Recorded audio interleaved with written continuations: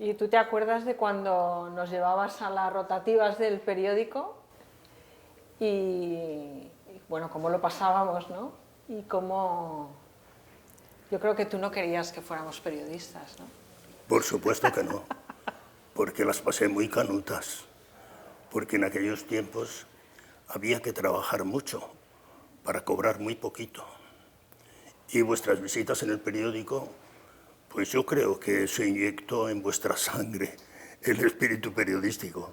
Pero vamos, que yo no hubiera querido que vosotros hubieseis sido periodistas. Lo que pasa es que, bueno, también tenéis sangre aragonesa.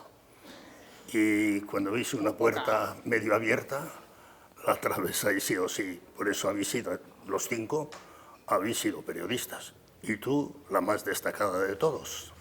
Bueno, por edad, probablemente. Y por méritos. Pero lo que ha cambiado, ¿no? Lo que ha cambiado de aquella época, tú lo que has visto, el cambio que has visto. No, pero en el fondo no ha cambiado nada, ¿eh? En las formas sí, pero en el fondo, desde la facultad y desde la familia siempre se os ha enseñado a buscar la verdad, a buscar la noticia, pero con verdad. Ni subterfugios, ni escapes, sino directamente a por la verdad. Bueno, pero lo hablábamos el otro día de cómo, o sea, en el fondo tienes razón que el periodismo es el periodismo y la información es la información y la comunicación es la comunicación, pero hoy hay millones de comunicadores, ¿no? Millones de personas comunicando, millones de personas informando, emitiendo, creyéndose que también dicen la verdad y bueno, yo recuerdo cuando yo empecé que todavía iba al archivo y todavía buscaba documentación de papel, todavía tengo los recortes de lo que publicaba y fíjate ahora, ¿no? Es decir, que es verdad que el periodismo no, la base de informar no ha cambiado, pero la manera de hacerlo ha cambiado muchísimo, ¿no? Por eso dice Juan Caño, nuestro presidente, que tenemos que olvidarnos del papel y pasar a la digitalización. Lo que pasa es que yo pienso que en las facultades de Ciencias de la Información ahora no hay suficiente enseñanza para esto. Y como el oficio se aprende picando, pues es muy difícil ahora, ¿eh? Pero fíjate que has nombrado a Juan Caño y Juan, que fue mi jefe en Hachette, cuando yo dirigí el EL, recuerdo, y estoy hablando del año 92, me parece, o por ahí, recuerdo que me dijo, una de las consignas cuando me contrataron fue que había que digitalizar, ¿no? Que había que empezar a trabajar, Fíjate, si han pasado años. que había que empezar a trabajar con los ordenadores, porque resulta que las redactoras, porque casi prácticamente todo eran chicas, tenían en la mesa la máquina de escribir eléctrica y luego tenían una pequeña mesita donde estaba el ordenador, ¿no? Y no utilizaban el ordenador, tenían la costumbre. Entonces yo recuerdo que un día llegué y dije, ¿tenéis algún problema con los ordenadores? ¿Necesitáis algún curso, algo? No. Pues vale, mañana pasan a retirar las máquinas de escribir. Es decir, que hemos vivido unos momentos, o sea, que ha cambiado muchísimo. Pero el otro día lo hablábamos, que yo creo que evidentemente todo está digitalizado y pasamos más del 50% de nuestra vida ahora mismo ya la vivimos de manera digital, ¿no? Pero el papel lo que tiene que hacer es evolucionar. O sea, yo creo que el papel del todo, igual que pasa con los libros en papel se siguen comprando, ¿no? Claro que se utilizan los libros electrónicos o bueno, hay gente que solo lee el libro electrónico, pero yo creo que ahí hay una manera de enfrentarse a la información en el papel que es más profunda, ¿no? Para mí fue un drama. Para mí fue un drama porque, pese a unos cursillos que nos dieron para utilizar el ordenador, María Antonia Iglesias decidió de la noche a la mañana quitarnos las máquinas de escribir. como dice yo. Pero los que no teníamos ni puñetera idea de teclear un ordenador, supuso un verdadero sacrificio, ¿eh? Ya, pero yo creo que, bueno, ahora mismo tú, que eres un facebookero, que estás ahí todo el día en las redes sociales y tal, quiero decir que al final es una herramienta y es una herramienta que nos une con nuestra época. Pero a El veces drama esa- no eres tú, A veces esa herramienta huele mal, ¿eh? Porque sí, ahí invierte cada cual lo que le parece y hay gente que además se lo cree. Y eso es lo malo, que utilizan un medio de comunicación para soltar ahí lo que pero les papá, parece. igual que, o sea, perdona, pero no todos los periódicos toda la vida han sido fieles a, no diré a la verdad, pero a una realidad.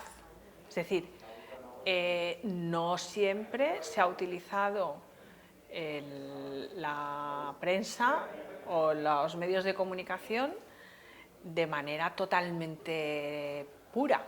No, toma, porque te autocensurabas No, tú no, no, no, bueno, y te censuraban los demás. pero quiero decir que no hay, que no es que ahora, porque en Twitter haya haters o porque la gente, no es peor que cuando no había redes No, si no sociales. no es ni malo ni peor, es distinto.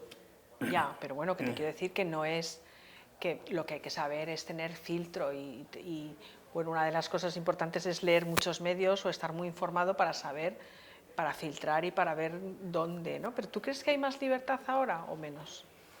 Y la libertad casi siempre viene muy constreñida por las circunstancias, la mayoría de las veces políticas.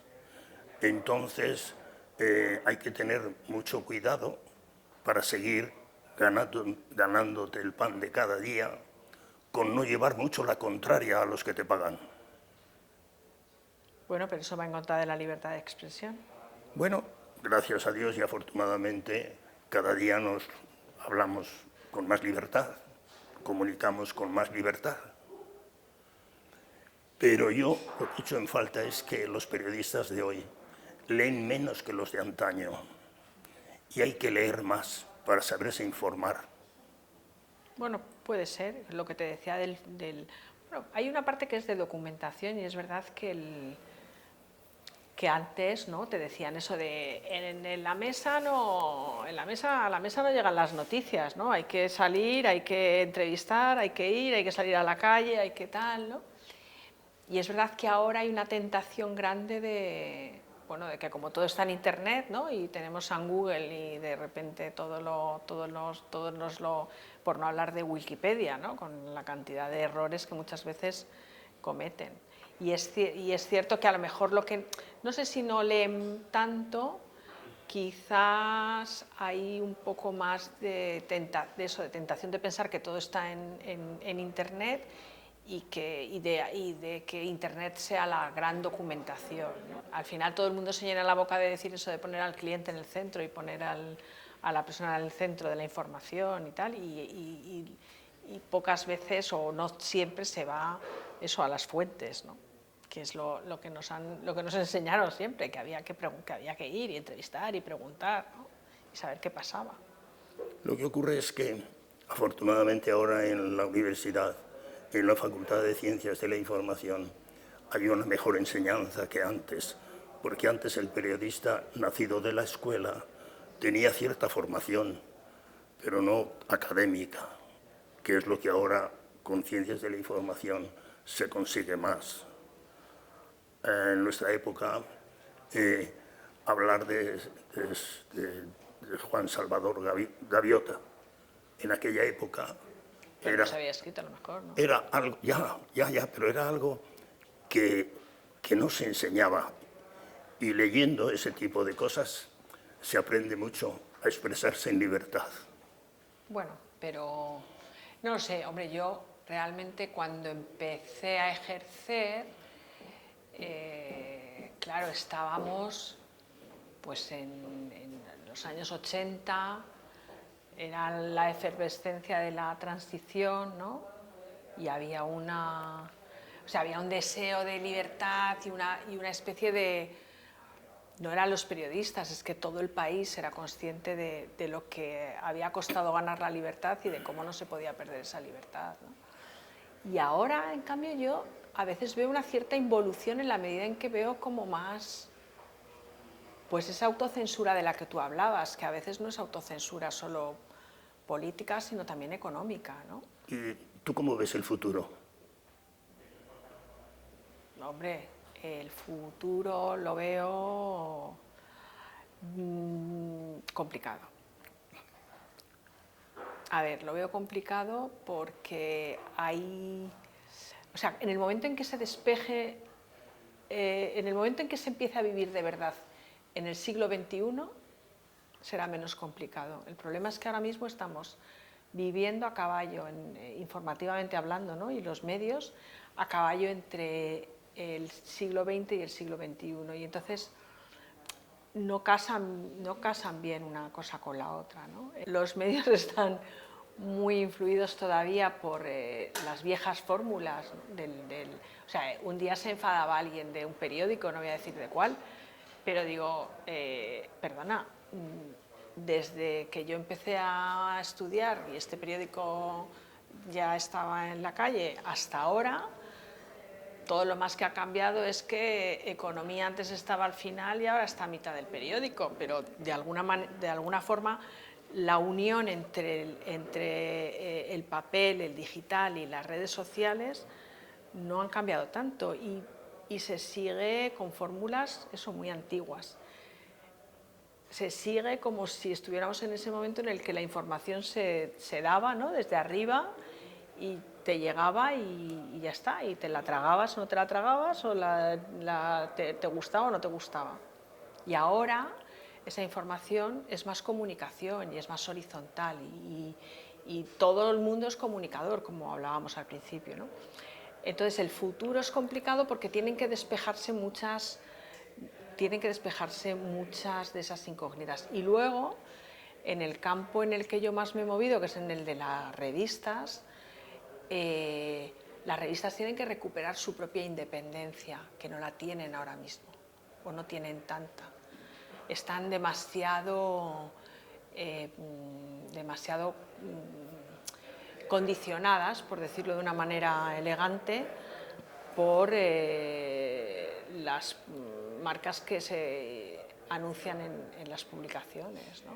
Entonces, de alguna forma ahí no hay un trabajo más, pues más de información como había antes, ¿no? más fiel a esa verdad de la que tú hablas en el periodismo general, que yo cuando lo llevo a las revistas es un poco como el punto de vista de cada publicación, ¿no? La mirada de cada publicación. La medida en que todas esas miradas están muy condicionadas por la publicidad, por la poca publicidad además, pues eso. Y luego hay un capítulo ahí aparte, que es el capítulo de los llamados influencers, ¿no? Y claro, toda esta gente que, aunque cada vez está más regulado, pero toda esta gente que está haciendo publicidad a través de sus redes sociales, ¿no? Entonces ahí hay una mezcla que tiene que despejarse para que haya un buen futuro, ¿no? Pero en ese tipo de publicaciones os dedicáis más a informar y a dar gustillo al personal. Pero cuando en el periodismo en general nos equivocamos o no acertamos o a alguien le sienta mal, ¿tú cómo ves la defensa del periodista antes y ahora? ¿Quién nos defiende? Como no sea la Asociación de la Prensa y sus servicios jurídicos, ¿quién nos defiende? Bueno, la Asociación de la Prensa está, entre otras cosas, está para eso, pero yo creo que ahora hay los medios de comunicación, los periódicos tienen su defensor del lector, tienen, no sé, bueno, tú hablas del defensor del periodista, realmente más bien la Asociación de la Prensa, no creo que... o un buen abogado. ¿Y el futuro del periodismo? El futuro, lo que te decía, Hay El futuro de los periodistas. Bueno, los periodistas, fíjate, cuando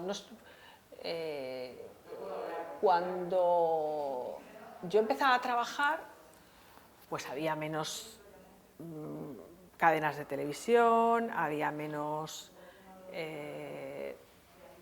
emisoras de radio, más o menos las mismas. No había redes sociales, había menos revistas, no había gabinetes de comunicación o no había tantos como ahora. Es decir, cuando hablamos de periodismo, si nos ceñimos al periodismo de la televisión, la radio y los grandes diarios, bueno, pues es un poco complicado, pero si nos ceñimos a una visión mucho más amplia del periodismo, ¿no?, que es más comunicación que solo periodismo, pues hay muchas salidas. Yo creo que ahora mismo es un momento en el que hay muchísimas maneras de informar, muchas maneras de comunicar, y también los periodistas tienen que abrir un poco su mente, ¿no?, y su órbita para ver dónde pueden estar. El periodismo, como tú lo conociste y como yo lo he conocido, existe en un 20%, como mucho. Pero hay otras. El romanticismo de aquellos tiempos. Defíneme romanticismo. Bueno, pues una forma muy generosa de dedicarse a la comunicación cuando te pagaban 4 perras, porque hablamos mucho de lo escrito, pero ¿y de los periodistas gráficos? De esto se habla muy poco, y fíjate si han variado. Desde que a mí me enseñaron a revelar Pepe Pastor, mis carretes, con la luz de un pitillo por única luz roja en el laboratorio, hasta hoy día. El mérito que tienen los que todavía siguen dedicados al periodismo gráfico, porque entonces nos pagaban cada fotografía, no digo la expresión por grosera, pero vamos, 2 pesetas, ¿no? Y te pasabas toda la mañana en el autódromo del Jarama o por la tarde en el hipódromo de la Zarzuela, y colocabas 4 fotos, 2 en el arriba, 3 en marca, 2 en 7 fechas, pero estabais vosotros detrás, 5 hijos a los que había que alimentar y dar carrera, y entonces solo faltaba que te pusieran un plumerito en sálvate a la parte, ¿no? De manera que fíjate cómo ha variado la información. Hoy está mucho mejor pagada y entonces no. Pues te voy a dar una muy buena noticia. Hemos vuelto al romanticismo porque se paga fatal, papá, ahora. O sea, un chaval que empieza y que pretende entrar en una redacción, que normalmente entra como becario, cobra muy poco. Y luego la gente, vivimos en la época de la autonomía, pero no de las comunidades, sino de los autónomos, ¿no?, de los periodistas autónomos, que ganan muy poco, o sea, realmente. Pero eso ha pasado toda la vida. El otro día recordaba de una periodista, una gran periodista, que en la época en la que yo era subdirectora de Vogue, para trabajar en la revista, que pagaba muy poco, tenía que trabajar por las tardes, la tarde-noche, en un call center. Y luego, bueno, trabajó conmigo en Yodona, tal. Y ahora mismo ella, que es magnífica, que escribe maravillosamente bien, está trabajando permanentemente, colocando permanentemente colaboraciones en un montón de medios, porque los medios digitales en general pagan muy poco, y a veces incluso intentan no pagar, o sea que realmente yo creo que, pero no sé, el romanticismo yo creo que no es exactamente eso, ¿no? Eso es el pluriempleado, el periodista pluriempleado, si quieres. Yo soy un ejemplo. Tú has sido un ejemplo, bueno, y además yo te doy las gracias porque gracias a ese... Era mi obligación. No, bueno, pero bueno, podría haber sido que no. Quiero decir que gracias a ese trabajo brutal y gracias a la administración de nuestra madre también, pues nosotros pudimos hacer lo que queríamos realmente hacer, ¿no? Y entonces, bueno, pues de alguna forma podemos decir que nos ayudasteis a cumplir nuestro, no sé si nuestro sueño, pero por lo menos nuestro deseo, ¿no? De ahí la crítica de mis compañeros que decían, pero ¿de verdad no has podido evitar que tus hijos sean periodistas? Sabiendo lo mal que lo has pasado tú. Ni tan mal, yo creo que es... no sé si es la profesión más bonita del mundo, pero ¿qué es lo que te iba a decir con lo del romanticismo? Para mí el romanticismo es el seguir sintiendo una emoción especial cuando estás entrevistando a alguien y ves que te ha dado un titular, ¿no? O cuando de pronto dices, pues eso, vaya foto, ¿no? Que eso es una expresión que aprendí de ti, menuda foto hay ahí, ¿no? Ese es el hormigueo del gustillo que tienes cuando obtienes un triunfo en tu información, que es un gusanillo que se mueve ahí de satisfacción. Pero eso es como un poco como el gusanillo del amor, ¿no? Es decir, las mariposas en el estómago, esas mariposas, pues de alguna forma, exagerando un poco, cuando tienes algo muy bueno, o tienes una noticia, o has conseguido el primero dar todo esto, o sea, al final, eso es amor y eso es romanticismo y esa es la parte, yo creo que es la más bella. Es lo contrario que te pasa a cuando te roban una información que tú la has preparado, has guardado sigilo y silencio de que aquello iba a suceder y te has creído un campeón cuando llegabas a ello y te encontrabas a 3 o 4 más allí. Y decías, pero ¿cómo es esto, no? Es lo contrario al hormiguillo de la satisfacción. Pero que te quiero decir que no hay que confundir el amor con el dinero y que el hecho de que paguen fatal no significa que haya más o menos romanticismo, ¿no? Pero tú me preguntabas por cómo veía yo el futuro, ¿y tú cómo ves el futuro del periodismo? Yo lo veo duro de pelar en un mundo donde cada vez hay menos carne para repartir. Cada vez hay más periodistas y menos medios donde... ¿Por qué llaman muchas veces a la Facultad de Ciencias y de la Información una fábrica de parados? Porque no hay pan para todos. Por eso tengo miedo. ¿Miedo? Miedo del futuro para los periodistas. No, tenemos el caso ahora en la familia de José, que está haciendo un máster y que yo creo que va a ser un buen periodista. Es que lo que te decía, o sea, lo que no se puede ver es el futuro del periodismo con los mimbres del pasado. Es otro. Ya, pero quieras que no... Y va a seguir habiendo... Yo voy camino del siglo. Y entonces... Bueno, te queda una década, ¿eh? Bueno, todavía me queda un poco. Pero... Aquí no presumamos. Pero yo tengo el lastre del pasado del que no me puedo desprender. De ahí muchas veces que me dé pena que haya tantos periodistas y que no todos van a poder comer.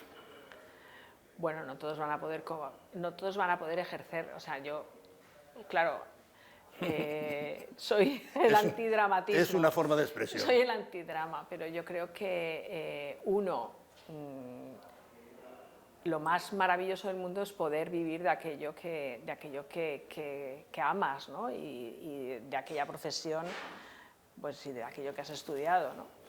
Pero al mismo tiempo hay que ser conscientes de que hay, como te decía antes, hay muchísimas facetas dentro del periodismo, y lo que yo creo que tienen que hacer los periodistas, para los que hoy están estudiando periodismo, ¿no? O los que están terminando, o los que están empezando, yo pediría, porque lo he vivido en mis propias carnes, ¿no? Yo pediría como mucha más apertura de miras. Por eso hablaba antes del siglo XXI, ¿no? Y una mayor apertura en el sentido de entender que el periodismo ahora mismo es mucho más complejo y más completo al mismo tiempo. Porque la vida es así. Y más variado, y tiene más aristas y tiene más maneras de ejercerse, ¿no? Y creo que ahí hay que abrir esa cabeza, hay que abrir la cabeza a la digitalización, que aunque parezca mentira, y es que, o sea, lo digo y me parece un poco como viejuno, ¿no? Que dicen ahora, pero realmente hay que abrirse a la digital y a lo digital, y todavía yo me he encontrado hace muy poco tiempo a periodistas que se consideraban periodistas como de toda la vida y que no entendían que ahora toda la vida no vale, ¿no? Y que con un móvil yo te estaría haciendo una entrevista y tuiteando algún titular de los que me estás diciendo, o haciéndote una foto y subiéndola ya a Instagram, y al mismo tiempo estaría viendo qué corte voy a tener de esa entrevista para internet dentro de un rato, y la entrevista larga para publicar también en internet o en papel, ¿no? Eso que, dicho así, es como muy simple, pues todavía hay periodistas que les cuesta un poco de trabajo entenderlo. Y no digo periodistas de mi edad o periodistas mayores, sino periodistas jóvenes. Y luego los periodistas tienen que entender también que esto es como... O sea, ¿por qué un médico tiene que estar permanentemente estudiando? Es como un periodista leyendo. Pues un periodista igual, leyendo, estudiando, sabiendo pues más pues esto de digitalización, estudiando, sabiendo idiomas, o sea, que es la gran asignatura pendiente de muchos de nuestros periodistas, ¿no? La cantidad de veces que yo he intentado aprender inglés, me defendía con el italiano, algo del francés, pero así como 8 o 10 veces he empezado un curso de inglés y me he quedado a mitad del camino. Hay una cosa que yo creo que es básica en el futuro de los jóvenes periodistas, y es la especialización. Sí, eso el también. No querer saber de todo, ser un aprendiz de todo y no ser maestro de nada. Y gracias a la especialización hay más éxito en el periodismo. ¿A ti te hubiera gustado especializarte en algo? En el motor. En el motor.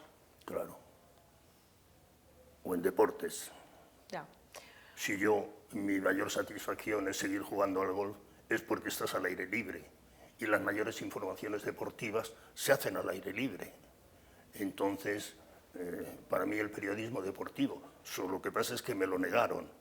Cuando yo estaba en el telediario quise pasar a deportes y María Antonia me dijo, no, lo que estás haciendo lo estás haciendo muy bien. Pero la muy condenada lo que no quería es que yo me pasara a deportes, pero para mí la ilusión hubiera sido esa. Pues fíjate que a mí realmente, ahora que dices esto, yo creo que una de las grandes bazas de mi vida en el periodismo es que justamente me especialicé sin querer especializarme o sin haber pensado, porque claro, yo cuando estudiaba periodismo quería ser corresponsal de guerra, entrevistadora tipo Oriana Fallaci, ¿no? O sea, para mí era como... Y el haber entrado en una redacción de revista femenina, ¿no? De lo que se llamaba revista femenina, que ahora cada vez se llama más de moda o de mujer o de estilo de vida, eso me ha permitido realmente especializarme en el campo de la mujer y en el campo de la moda, y eso me ha dado toda la salida que he podido tener y que tengo, ¿no? Y es verdad que el tema de la especialización es Yo creo que sí. Magnífico, ¿no? Yo creo que sí. Y tú, hablábamos un poco de los autónomos, ¿cómo lo ves tú? ¿Tú has visto y tú mismo has sido alguna vez autónomo, ¿no? ¿Cómo te has sentido tú? Muy duro. Muy duro, porque Hacienda te castiga al por mayor, de manera que ser autónomo a veces es un sacrificio constante y ahí sí que tienes que echar el último envite para salir adelante, pero a veces es un auténtico fracaso la autonomía. Ya, lo que pasa es que ahora mismo es la gran salida, ¿eh? Es decir, ahora mismo no hay, las redacciones están tendiendo a tener cada vez más, más autónomos, a tener cada vez, a trabajar con más becarios. Afortunadamente, cada vez está más regulado, ¿no? Y cada vez hay más, sobre todo las empresas tienen mucho miedo a que conviertan, ¿no? Esto que puede ocurrir, de que tan autónomo, pero tan continuado, que acabas ganando la fijeza, ¿no? Entonces eso ahora mismo en las empresas está muy perseguido, ¿no? Porque se juega mucho. Y eso hace, papá, que realmente haya muchas informaciones que a veces dices, hombre, esto no lo ha escrito un periodista de la redacción, ¿no? Esto lo ha escrito alguien un poco deprisa y corriendo, o a veces un becario. Yo realmente tengo esperanzas de que igual que el mundo vaya mejor, el periodismo también. Con esto de los autónomos, yo creo que ahí la Asociación de la Prensa tiene un papel importante, ¿no? Por Es supuesto. decir, para defender a los periodistas en general, pero el tema de, entre otras cosas, del exceso de autónomos y tal, yo creo que tiene un papel, ¿no? Realmente ha habido espacios dedicados a la preparación del autónomo, ¿eh?